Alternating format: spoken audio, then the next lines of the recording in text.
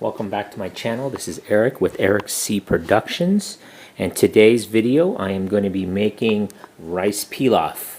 As you can see here, I have 7 ingredients, and that's all you're going to need for rice pilaf. Skip the box, and you can make it at home. It saves money. If you have all this stuff already, I'm sure you do, just sitting in your pantry or your cabinets.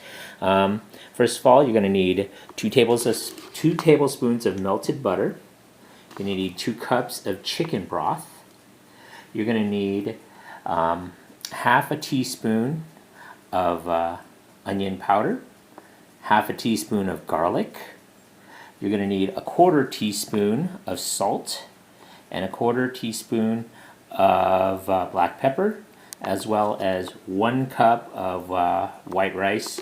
I have only Calrose rice right now, but you can use long grain rice or brown rice, one of the two. Those all work. And let's do this. So this is going to be really quick. So what I'm going to do is I am going to take my 2 cups of chicken broth, pour it in. I'm going to take my 2 tablespoons of melted butter, put it in. What I'm going to do is I'm going to put all the spices in first.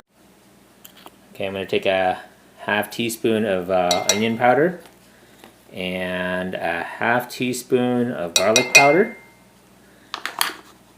Okay, I'm going to take a 1/4 teaspoon of black salt, put it in. And let's finish this off with some salt. So I am going to also pour in the 1 cup of dried rice, and then I'm going to stir it together. Mix it all together.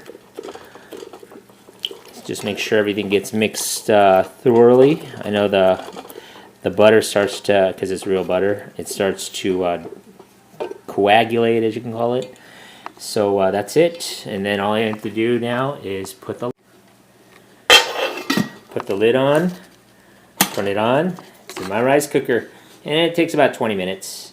And then as soon as the this turns off automatically, you lift the lid, let all the heat out, the steam, and then just let it sit for another 10 minutes so the water absorbs into the rice.